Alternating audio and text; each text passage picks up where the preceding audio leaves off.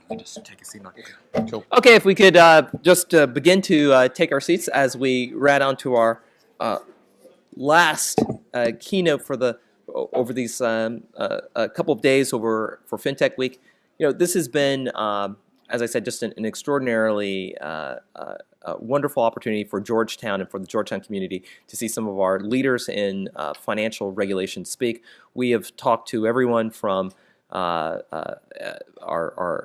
SEC leaders, CFTC leaders, the acting comptroller of the currency has stopped by.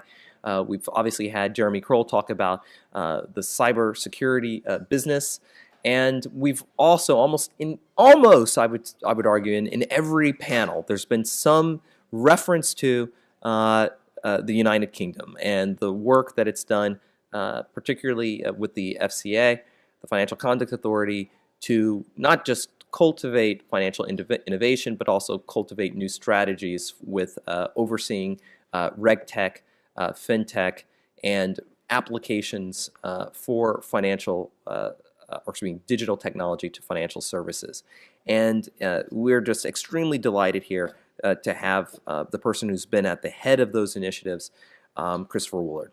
Chris Woolard is the Executive Director of Strategy and Competition at the Financial Conduct Authority. He is also a member of the FCA's board, a chair of the FCA's Policy Steering Committee, and a non-executive board member of the Payments Systems Regulator, and he joined the FCA in January of 2013. Now, the Strategy and Competition Division comprises the FCA's policy, strategy, competition, economics, market intelligence, and communications functions, and it also includes the Innovate work, the FCA Innovate work, launched in October 2014 to encourage innovation in the interests of consumers. Indeed, over a year ago, when then Comptroller of the Currency, Curry, had launched the U.S.-based FinTech Charter Program, we had made a number of references to some of the FCA's work in this space. And you see lots of regulators here emulating discreetly in some instances and more explicitly in others some of the work that the FCA has been taking. We're going to have a discussion on many of the things that Mr. Woolard is heading, including direct tailored regulatory support for innovative firms, the regulatory Sandbox, which provides support for innovative firms who are ready to test their propositions in the market, and the Advice Unit, which provides feedback to firms developing automated device and guidance models. Prior to joining the FCA, Mr. Woolard was Group Director and Content Board Member of Ofcom, the UK's communications market regulator, and he spent most of his career in regulation or policy development, including working at the BBC and in government as a senior civil servant. He is a Sloan Fellow of the London Business School. This is an extraordinary opportunity for us here at Georgetown, and we'd like to welcome him here. Thank you so much, and we're looking forward to your comments. Mr. Woolard, thank you.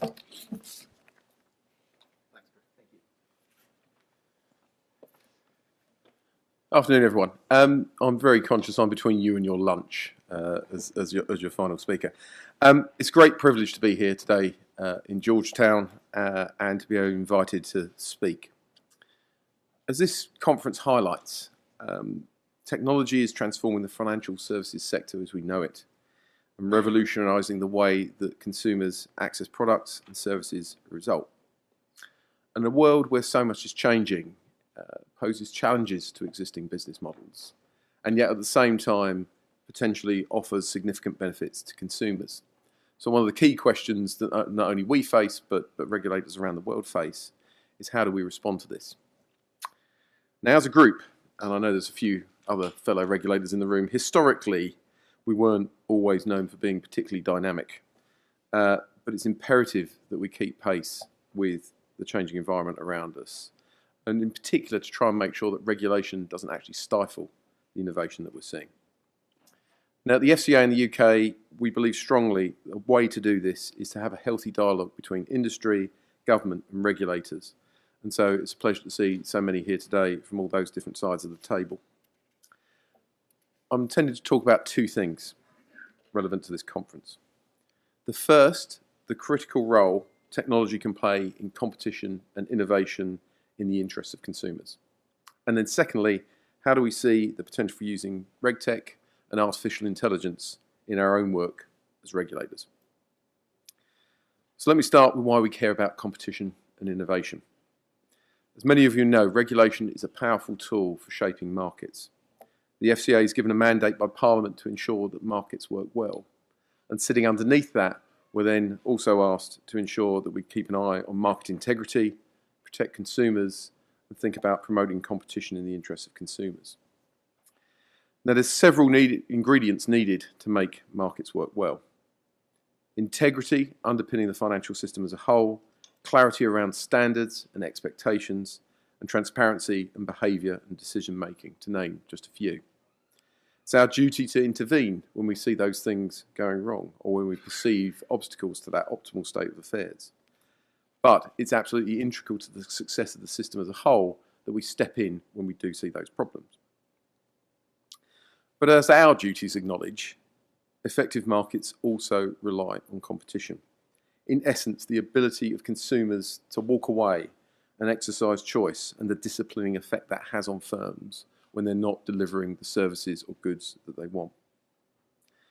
And our duty is carefully framed. It is very deliberately competition in the interests of consumers. It tries to distinguish between this idea of a healthy, competitive market compared to a race to the bottom where there's some sort of insatiable drive just to sell at any cost. Instead, what we want to see is a race to improve products and services. We want firms to compete to win more customers based on a number of things, including service, quality, and price.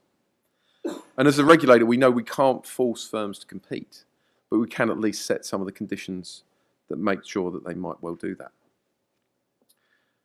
Innovation is absolutely critical to boosting competition across the spectrum of financial services markets.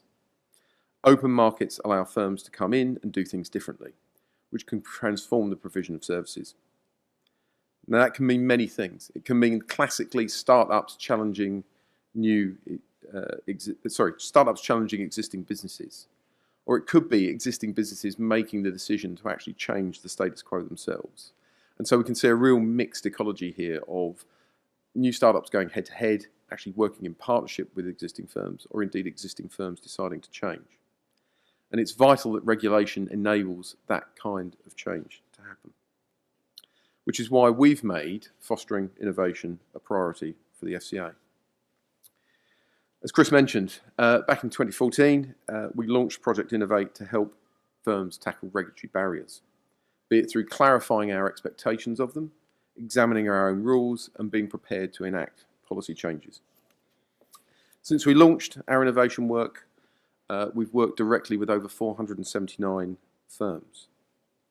And before we support an innovative business, we have to be convinced not only that its proposition is genuinely innovative, but also that it has consumer benefit and, crucially, will not cause consumer detriment. Based on our early experience, we also launched around 18 months ago the Regulatory Sandbox, a space where firms can pilot the most innovative products and services. And today the UK Sandbox is the largest of its kind in the world and attracts a range of international businesses. The benefit of the Sandbox, and I think why the model is being emulated elsewhere, is it gives the industry freedom to break new ground and encourage creative solutions, but doing so even in an environment like financial services where the public appetite to accept business failure if things go wrong is very low indeed. Critically, our Sandbox still requires all the firms in it to meet our standards of consumer protection. But we also understand there's some degree of trial and error for most startups. And this is crucial because if we're serious about regulation not stifling innovation, we need to be cognizant of the different circumstances of the firms who come to see us. We can't be a regulator who designs policy only by talking to existing firms and existing business models. We have to work with innovative firms to understand actually what they want to try and do in the market, whether that's in the interest of consumers. And the work that we've done with those 479 firms has been a huge learning exercise for us. At the same time, we shouldn't pretend this is without risk. We have no intention whatsoever of presiding over a free-for-all. A thriving innovation culture can never mean some kind of regulatory Wild West. So it's vital that we prepare the firms that are in the sandbox or are working with us in other ways to enter the system where they're going to have to be expected to uphold the highest standards. Now, just to give you a sense of, this isn't just all sort of fine words, I want to just illustrate a few of the practical kinds of outcomes that we've had, where firms are solving what are essentially real problems and real pain points in the system. So the first example is a firm called Air Labs, who've really looked at the issue that if you are not a well-established citizen in the UK, actually credit referencing does not work well for you. If you've got no history, you've got no file, actually that's a really sort of difficult task to face, even if you're moving perhaps to the UK for the first time to live and work there. Whereas Air uses a range of information, often gained from innovative places like social media, to actually work out what a suitable credit score might be for you and allows people to access the market. Linked to this and in the same kind of space, we know that many individuals actually struggle to find affordable lending.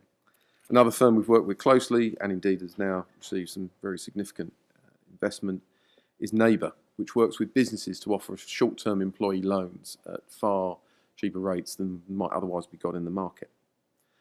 The scheme is a very simple one in many ways. It's about salary deduction, but actually the way it works in itself is quite clever. And then finally, in the insurance market, we provided support to a firm called Just Miles, who enable customers to bring together a series of data and actually begin to pay car insurance pretty much by the mile. So pay-as-you-go insurance in a sector that's traditionally had a very fixed kind of model. So they're all good examples of firms providing solutions that consumers actually want to see and have a utility and a use in the market. And in turn, we can see them driving greater competition as incumbents begin to try and respond to some of those challenges. However, we don't just think about technology in the market, or as it being something solely for the use of firms. We also think of it in terms of its potential to make our regulation more effective and also make our regulation simpler. Globally, billions of dollars spent alongside very large numbers of staff deployed on questions around compliance. Alone around anti-money laundering, it's now estimated that around $8 billion will be spent on that alone worldwide this year. Now, there are absolutely no doubt for us as a regulator that we need to create a safe, secure financial system. But we must ask ourselves, are there places where there is an easier, more efficient way for firms to fulfill some of their regulatory responsibilities? And given in particular some of the questions and the challenges that we face, for example, around things like terrorist financing and the way that's evolved over time, actually can technology get us a better grip of that situation and actually perhaps come up with a more efficient solution at the same time? Furthermore, when we think about the market, high costs and inefficient processes can be both a barrier to competition and also result in costs being passed on to consumers. So that's why we are encouraging the adoption of technology through our RegTech work. And we think RegTech's got a huge number of potential advantages in terms of both improving regulatory compliance for firms, but also benefits for us as a regulator. So RegTech can allow compliance to happen earlier by supporting the movement to more things happening in real time. It can increase confidence in compliance processes, effectively baking in compliance to the way systems work and develop over time, and I'll come back to that in a moment. And it can allow compliance to become leaner, actually more efficient, more effective compliance that often can free up people to actually work on the really difficult problems rather than potentially shuffling paper around. And finally, RegTech can also allow compliance to be what we might call democratized, which is an odd word to use perhaps, but it's about how can compliance be less in the hands of the few within the firms that we regulate and actually given to many more decision makers actually in real time at the front line to help nudge them towards the desired compliant actions that we'd like to see.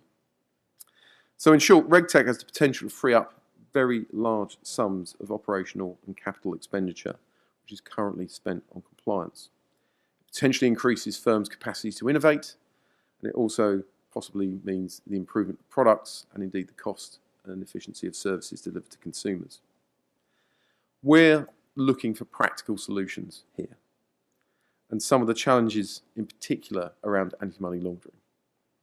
We've said repeatedly to the market that we would like to see solutions coming forward. We're working with a number of partners, both other regulators overseas, but also firms. So just to give you one tiny example of that, one of the firms that's actually in the second cohort of our Sandbox, called Nuggets, is a blockchain application which gives a single biometric tool for login, payment and identity verification without sharing or storing private data. It's exactly those kinds of ideas we're trying to encourage through our RegTech work. A key part of our RegTech work is also to try and encourage the various parts of the ecosystem to work together, to try and encourage the sort of collaboration that unlocks some of the complexities and the wicked problems that we deal with. Now, one way we do that is, in the UK, we hold things we call tech sprints. I think more commonly around the world, they tend to be called hackathons, but as regulators, we're not terribly keen on the word hack. So what we do is we try and use these events, sometimes over the space of a week, usually over the space of 2 days, to bring together a cross-section of both the most innovative firms, but also some of the largest players that are already incumbent, technology companies, and all sorts of kind of subject matter experts to try and tackle some of these really difficult issues. And through our work, we've opened up experiments to employ a range of subjects. So, for example, all the way from how could distributed ledger technology help with regulatory reporting, through to actually how could increased personalisation help those who've got recurring mental health issues better manage their finances. Likewise, through the establishment of an analytics centre of excellence at the FCA, we're exploring how innovative technology and techniques, including artificial intelligence and machine learning, can be applied internally to the work that we do. Algorithms obviously are, all around us now. They're transforming our day-to-day lives as citizens. But some of the algorithms, particularly those based around machine learning, are the ones of most interest to us. So 3 quick observations.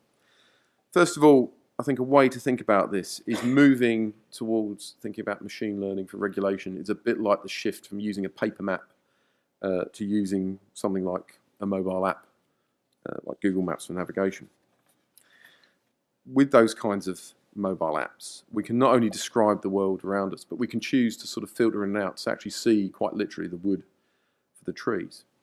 And if we apply those same kinds of techniques, we can do many, many different things about how we segment the data and the intelligence that we have about the markets that we regulate, and how we can then begin to sort of move our focus back and forth. So, for example, we use clustering algorithms to find groups of consumers with different kinds of debt overdraft problems in the UK. And we see that as an essential input for creating new policy that stands the best chance of working. Secondly, with mobile apps and that kind of approach, we can also navigate our path, if you like, through those same trees to where we want to go. There's actually predictive analytics sitting behind an awful lot of the technologies that we see out there. And many, many regulatory problems are, in effect, prediction problems. And prediction is, of course, one of the areas where huge strides have been made. Things like self-driving cars, face recognition, or indeed Siri, who still can't understand me. But early applications of supervised learning to the FCA's activities show great promise. So, for example, we've employed such machine learning techniques to analyse data on investment managers to try and predict which firms pose more risk to our objectives. For example, who were more likely to invest outside an agreed portfolio or to engage in insider trading. Thirdly, one of the key areas where we're using technology at the moment is to consider solutions to the challenges financial institutions face in implementing their reporting requirements. So together with the Bank of England, we're exploring how we can use technology to link regulation, compliance procedures, firms' policies and standards together with firms' transactional applications and databases. So essentially what we will be doing is mapping regulatory requirements to the actual data in a firm, as opposed to those returns being prepared for us, as one end-to-end process. Financial services firms should therefore, in theory, be compliant by design.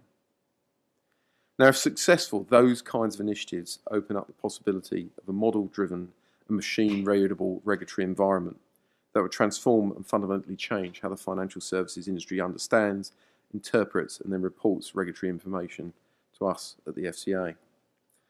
For firms, the appeal of this is really quite clear-cut. It's increasing compliance efficiency, but it's also effectiveness and a financial imperative for them. For regulators, I think it offers the prospect that we can understand risks in the markets far more dynamically and actually understand the product risks that consumers may face as well. We'll be outlining our ambitions around machine-readable regulation and the journey towards machine-executable regulation in the coming weeks. And we'll be holding a 2-week tech sprint to take this forward at the end of November. Finally, though, just while we're on this part of the subject, a note of caution. As with apps, as with algorithms, as with all regulation, humans do need to stay in the driving seat. We need human judgment to create these models, human judgment to use them, and human judgment to manage the overall process as well. Before I conclude, I just wanted to use this opportunity to mention the global dimensions of this as well. So across our work to promote innovation, we welcome further international knowledge sharing and are interested in areas or initiatives where there's future international collaboration. In particular, as governments and regulators around the globe begin to set up their own innovation units and sandboxes, we believe that it's vital that standards are maintained. A free-for-all where consumer protections are jettisoned in the pursuit of the most innovative or lucrative product is in no one's interest.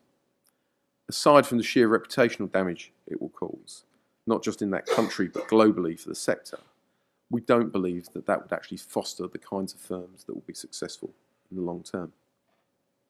So through bodies like G20 and IOSCO, we're working with international partners to build consensus around the principles of good innovation. And we believe responsible innovation should enhance outcomes for consumers, not diminish them.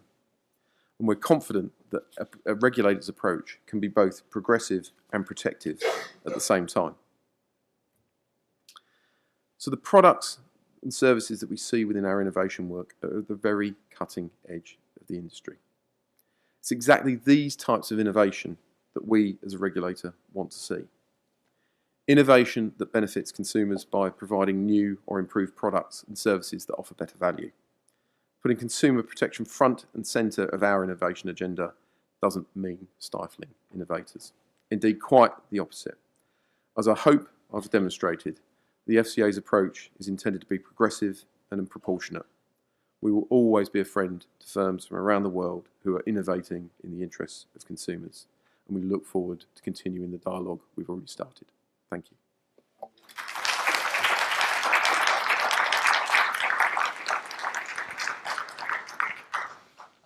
Thank you again so much for coming.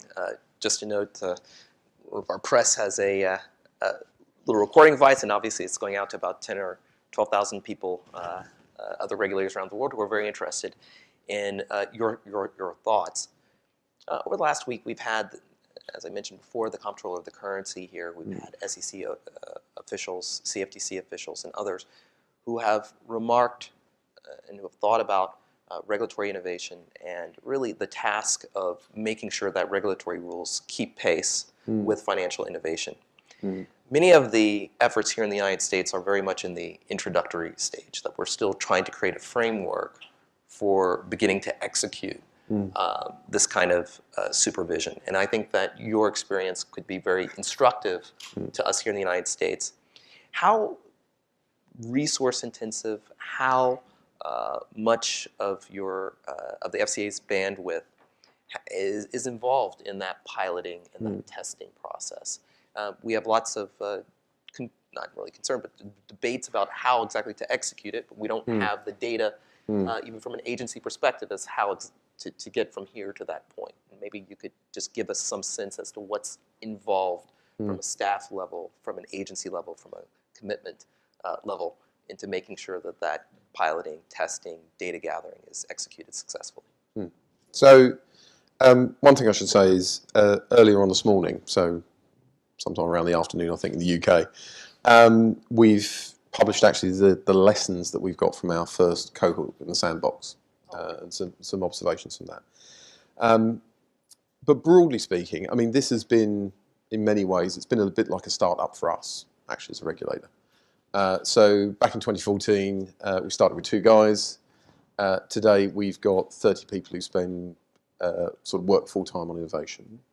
It's worth saying we haven't expanded our numbers overall in doing that. So we've made this an absolute priority for the organisation to put people into this space and to put resources into that space. It's also worth saying that particularly for the sandbox firms, by their very nature, these are things no one has really seen in the market before. And one of the reasons that we think they should be tested is that actually we need to learn from them and we need to understand what their likely effect is going to be if they were to be in a wider market.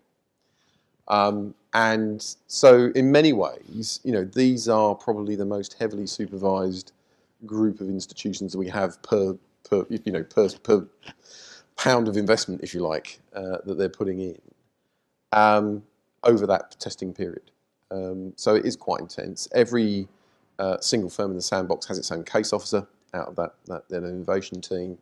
They will stay with them throughout the test. We will ask the firm as a condition of testing to undertake research and to provide that to us. So yeah, it's an intensive process. It's also one in which one of the things we do with all the firms that are in the sandbox is before they begin their test, actually work out what will happen in advance if we have to stop the test or if something goes wrong, or even actually if they just decide not to go forward with it as a proposition at the end of the test period. How are the consumers involved basically put back in a good position from having volunteered to be part of that test? So all of that has to be quite tailored, quite bespoke, and it's reasonably intensive to do. Have you seen any subsector of the industry that tends to be more interested in the sandbox? Do you see more robo-advisors in one area, or do you see data analytics folks in another? Are there certain kinds of firms that tend to be first users of the sandbox? It's incredibly diverse. So, I mean, there are clearly areas of industry where the use of technology, the use of fintech is, has been adopted very readily. So payments are an obvious example. And there are other areas where I'd say at the moment we see relatively less compared to the size and scale. So asset management, for example, has relatively few applications. But actually we've got the whole waterfront really. So it ranges from, very, very large firms like HSBC, working with a fintech partner to try and pioneer things like micro savings, all the way through to 5 or 6 people working in a small startup, and the products go across our entire waterfront. That is fascinating. Are most of the case officers responsible for setting the parameters of the project, or is it more of a kind of collaborative process where you, after discussing what kind of new technology could be introduced into a sector, there's a conversation with the applicant firm? How exactly do you go about creating the natural experiment? So it's worth bearing in mind we've got sort of 2 routes in, if you like, for innovative firms. So the first, through our standard sort of innovation hub, provides a degree of advice, signposting, helps people locate in the right part of the regulatory system. And that's open to anyone at sort of almost any time. The sandbox we run actually in a very similar style to some of the fintech accelerators. So we run it on a cohort basis. We run a cohort every 6 months. There's a formal application process to us where we look at a number of criteria. So we look at, actually, as I said a moment ago, is this a genuinely innovative idea? Is it likely to be in the interest of consumers? I mean, we do occasionally see, very, very innovative firms, but they're probably illegal in 27 countries around the world. And the conversation is a very different one with them. But then also, where the sandbox is concerned, actually, is there genuinely a need to test? So we reject about 2/3 of the applicants who come to the sandbox. And most often it's because we say, look, you think you've got a really innovative idea. Actually, there's 6 other guys who've already done this. You can just sort of kind of follow in their footsteps, as it were. So is that the genuine need to test there? At that point, we'll work with the firm. They'll be assigned a case officer. We will actually construct, if you like, the parameters of the test with them. But it's not our job as regulators to pick winners here. What we're trying to do is to make sure we've got the sort of safety and security around that test, And actually, we're looking for, if you like, the commercial parameters of that test to come from the firm themselves. So one of the challenges here, and we had, for example, a conversation on initial coin offerings, and I had an SEC commissioner here and a CFTC commissioner in your seat yesterday, and there was a conversation about overlapping jurisdiction with regards to certain kinds of transactions. I'm just choosing ICOs because here in the United States it's a relatively obvious question as to whether or not it's a commodity or a security or something. But you still have other kinds of questions potentially overlapping jurisdictions when you get into the payments space. How much of the work, just from a regulatory standpoint, I think a lot of people here would like to hear how much coordination is required for you to execute these projects with, say, the Bank of England and with other regulators? And if there is, how exactly is that interagency coordination executed? Yeah. So, I mean, there's sort of two main handoff points. So one is with the Payment Systems Regulator, but that's established in law effectively as a subsidiary of the FCA. So coordination there's pretty easy most of the time. Yeah. The other is then with the Bank of England. In general, relatively few of the firms that we're looking at here are going to find themselves under the auspices of the Prudential Regulation Authority, which is part of the bank, just because of their size and scale. Actually, they're small guys and they're doing activities that are almost usually solely regulated by us. The one exception to that is the work that we do around encouraging new banks to start up, where we actually have a joint unit formed with the bank, which essentially tries to provide, for want of a better word, a one-stop shop for people who are trying to set up new banks, where we will do both sets of regulatory requirements in parallel, again, trying to get to the concept of there's a single point of contact and those kinds of issues. So on the whole, it works pretty well, but that's against the background of which, a lot of the kind of the intra-agency kind of questions you obviously got in the US just don't occur in the UK because we cover the waterfront. Well, certainly one of the interagency questions that pop up are those at both the regional and also the international level. FinTech is of enormous interest in different parts of the world, not just with the major financial hubs, but also with those hubs striving to emulate the UK. Number one, I've seen that there have been increasing bilateral agreements between the FCA and other parts of the world, particularly when it comes to FinTech. Could you, one of the earlier conversations with the commissioners was the fact that up to this point in time, there hasn't been anything like that here, that no U.S. regulatory agency has yet to establish a MOU. What's the content, what's the purpose, what's the vision behind some of those cooperative agreements, and if they are a building block, what are they the building block towards? Yeah. So we have a range of bilateral agreements. So at the very simplest level, we are trying to facilitate an exchange of information between ourselves and regulators in jurisdictions who are interested in technology, interested in fintech. And then, we add a number of potential layers to that. So at the most sort of advanced, so if you think about the kinds of agreements we have in places with like Singapore or Australia, what we're trying to do there is to say, look, where an innovative firm comes to us and establishes, many of them follow a completely non-traditional pattern for financial services. So traditional institution in the UK or Australia or wherever else will come along and say, right, I want to start as a bank, or I want to start, whatever permission it might be. And then their growth is usually within the UK by adding other business lines, so insurance or whatever it might be. Many of the fintechs we see say, I've got an idea, I've got a concept, I want to start it up in the UK, and then my way of expanding is not to try and have another concept and another concept and another concept. I actually want to try and run it in a number of jurisdictions.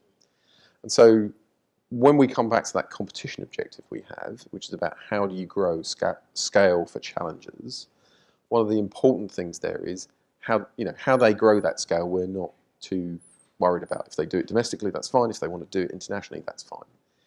And so can we take some of the friction out of moving across borders when firms do that? Because as a regulator, and I suspect there'll be many in the room feeling this. Often when you start with a fintech firm, you're starting from quite a low base of knowledge about what it is that they do. For copyright reasons, they will have taken a perfectly sensible English name and misspelt it. It'll look like an American word. No. They will be in a position where you're saying, who are these guys? Well, actually, if they could move with, here's a year or two's worth of regulatory history from another jurisdiction that we think has got a good system of regulation in place there, the time taken to get them to market, whether it's firms leaving the UK and going overseas or vice versa, is just hugely reduced. And we've got the first fledgling firms beginning to do that. So that's the sort of the basic proposition.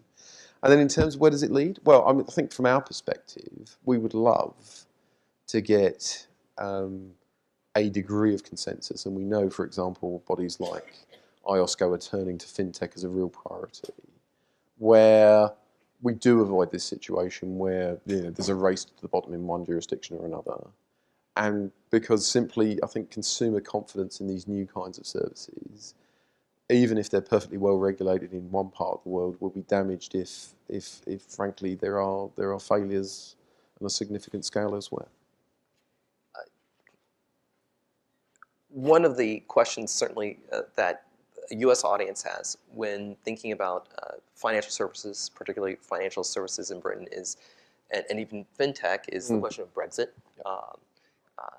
Brexit is relevant to the United States, not only in terms of U.S. firms who are based in the UK and access to London, but also just more fundamentally the health, the vibrance, the innovation of the City of London in and of itself, and what it means for this very burgeoning fintech ecosystem.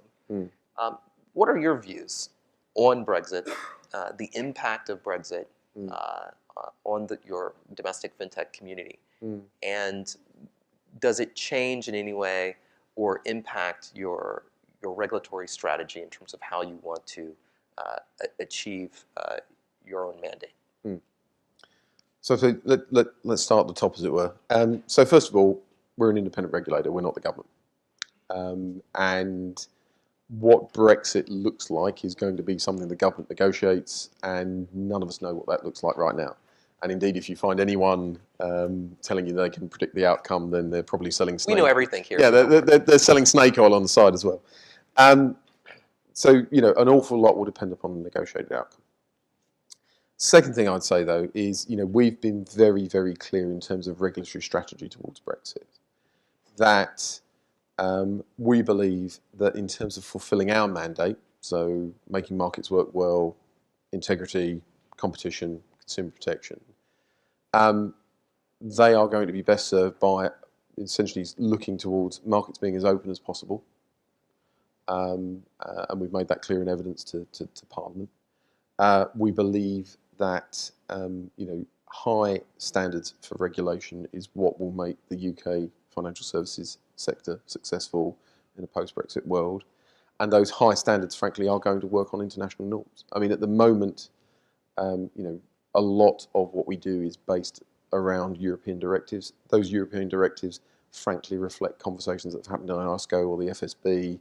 You will not see radically different approaches in New York or radically different approaches in Singapore or Hong Kong or wherever you may go to. Those kind of international norms are what make global markets work well, and that's what we think is going to be important for the future.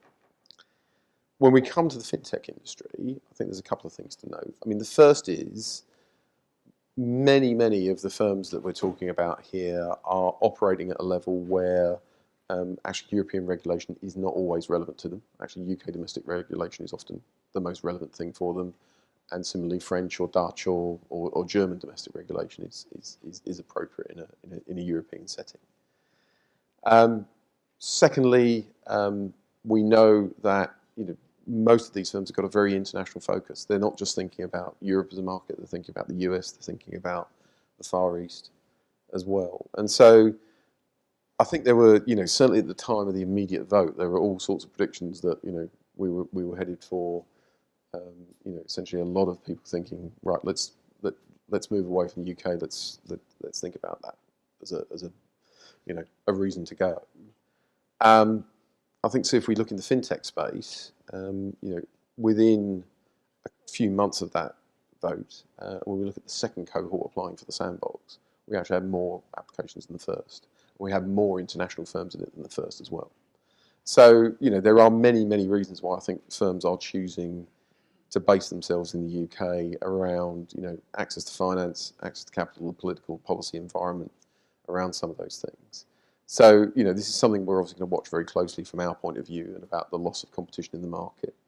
But so far, I have to say the indications we've got are there is strong growth in the market. There was a bit of a bump in venture capital money and around, I think, people being concerned about how might this play out. And actually, the amount of VC money going into fintech is actually now starting to rise again, as was sort of reported earlier this week. And this is not to put you on the spot too much, but if one was to look at, particularly with the bilateral agreements, any interest in the Western Hemisphere as you look to build out some of those bilateral relationships for fintech, and secondly, are there any geographic priorities or priority regions where you think that you obviously have limited resources, diplomacy costs money, and you have to have a priority list. Are there areas in the world where you think this is going to be, it'll be necessary to have a frontal push immediately in order to continue to establish your fintech system? Yeah. So there's a cheap line in there that says we're a regulator, we don't do diplomacy. But there's I think what is important is when we look at this, we're doing this not as a trade promotion agency or as an arm of government or anything like that. We're doing it because of our statutory objectives, particularly those around competition, sort of the antitrust type duties that we have. And we're thinking about how do we get competition into the market. And against that background, the priority areas for us are going to be where do we see interesting large communities of viable firms who have got innovative ideas that might well come into the market. So we've had a number of those, with the agreements we've got so far around places like China, Singapore, Korea, Australia, and others of that kind. We've also got those arrangements in place with some of the Canadian authorities. We have a very, very good dialogue with our colleagues in the States. We've talked a lot about innovation work and how that might play out in the future. You have to give me a chance. As you know, I literally just got off a plane here, but we are, we're going to have those kind of conversations in private. Look, for us, it is about how do we don't see this as a sort of rivalrous process. This is about how do we get this sector to work the best it possibly can, and we'll work, with whoever can help us do that. Well, I guess the last big theme, because it has been a theme that has popped up on every single panel, is the question of data. The very question of data has a very different set of implications in Europe than what they do here, but certainly the UK is going to have to navigate and figure out exactly what kind of data policy it's going to want. Data is inherent to what financial technology firms do. Has there been any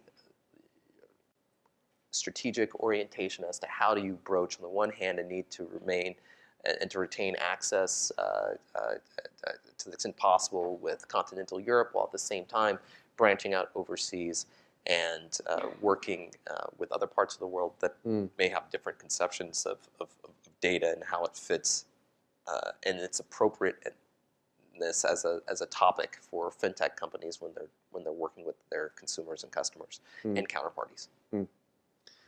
So it's sort of back to our Brexit question. Where the UK government has made very clear it's heading to, and where there's an act of Parliament, there's a bill in Parliament that will hopefully become an act that's coming through at the moment, is about essentially the process of so-called onshoring. So taking the entire European acquis and basically moving it into UK law on day one.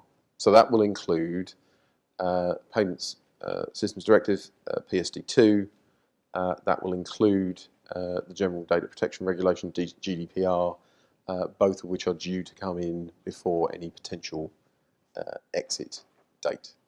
And so that sets essentially the UK framework for this. So on the one hand, when we talk about financial services, actually a really quite radical, permissive environment designed to ensure that new products and services can come to the market in the shape of PSD2, and that we see some improved security alongside those arrangements. And on the other, some quite strict rules that already exist, and then are further bolstered by GDPR in terms of the rights of the citizen over their individual data. I mean, I think just to expand that a little bit and think more generally about big data, though, I mean, we've already done some work around this. I mean, our conclusions, broadly speaking, are, this has got the power to do some enormous good in terms of how the financial services market develops, how people are served, but at the same time, it can be used for purposes that aren't so good. So, for example, a firm could look at its consumer base. It could identify people who possibly were more vulnerable or at risk. It could think about serving them products that actually met their needs far better. At the same time, it can also be used to work out who is really price inert as a customer and open to gouging. So, data is, I think, often talked about as either being a good thing or a bad thing. Actually, I think it's it's a neutral thing, and it's how it's used that's absolutely critical. This is great. Well, I know that there may be some questions in the audience, particularly from a third country view, perhaps in Europe, and we have microphones if there are any questions. I want to most importantly ask you a little bit about singular technologies, and you can't necessarily say are you pro distributed ledger, Bitcoin, or the line, yeah. But are there applications that tend to raise red flags given their application to different parts of the critical markets infrastructure? So, here we're really thinking about what can distributed ledger technologies, what role can they play for clearing and payments and settlements? At what point do we feel comfortable enough with that technology that it can, we can start to disintermediate these incumbents in these fields? How do you go about thinking through your process? And are there any technologies that you think need a little bit more development, and others that you are really pushing for immediately? So I think we have to be a bit careful about either talking about regulating a technology, yeah, sure. as opposed to the use of it. Yeah.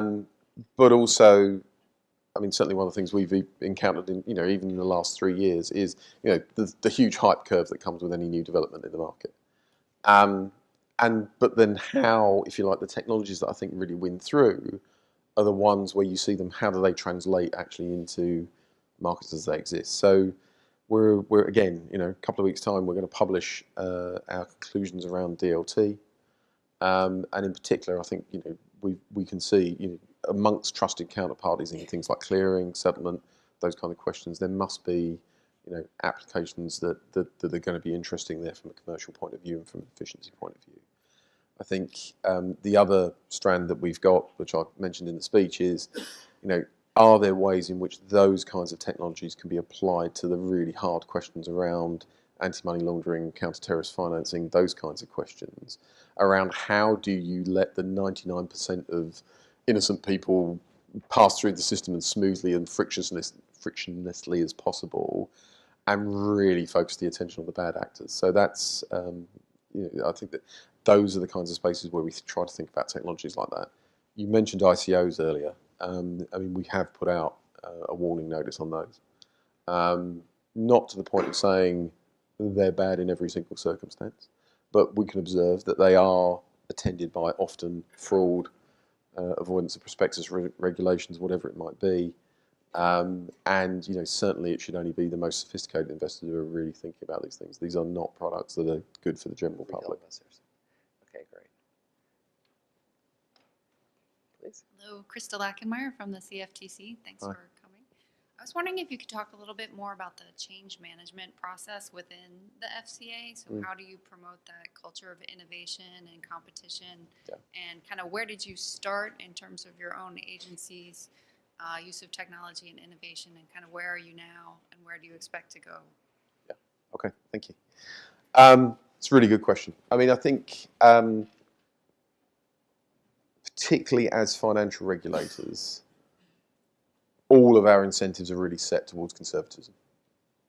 You know, if as I said, this stuff is not risk-free, and one of the things we've talked about for quite a significant amount of time before we actually launched was, well, okay, what if one of these things goes wrong? You know, have we somehow implicitly endorsed it in some way by having some kind of innovation help for these kind of firms?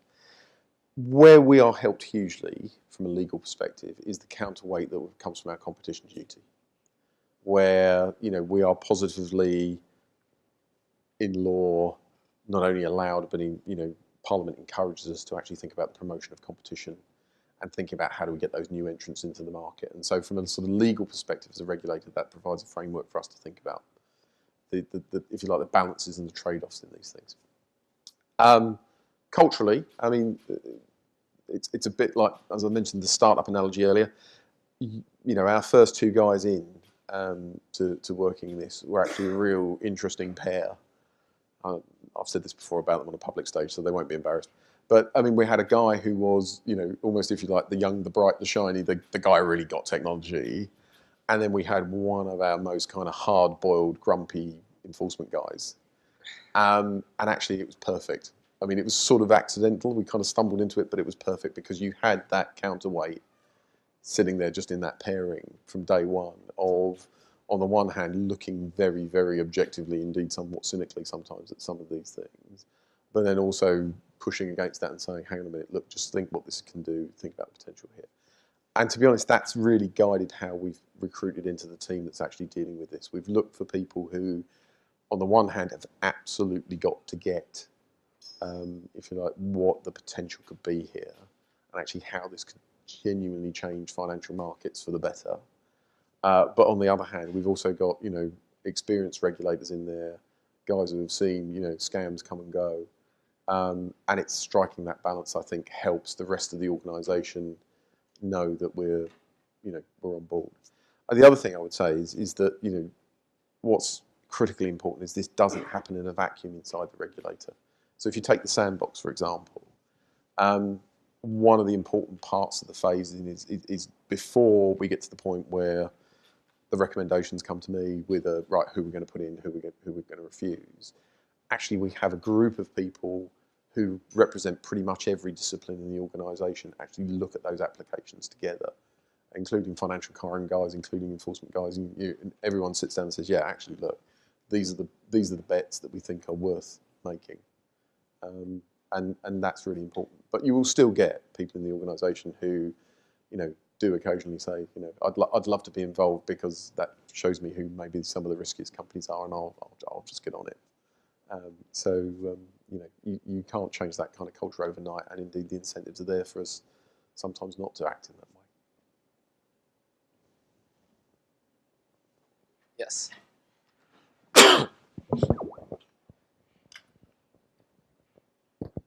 Hi, Lee Reiners, Duke Law School. So I'm curious about sort of the long-term strategic objective of the Sandbox. So sort of looking ahead 5 years, Yeah. if you still have 60, 70 firms applying for every cohort, it doesn't necessarily strike me as something that would be a good outcome. You know, and obviously you want to learn and clarify the regulatory space for these firms. So sort of what are your visions for 5 years out for the Sandbox?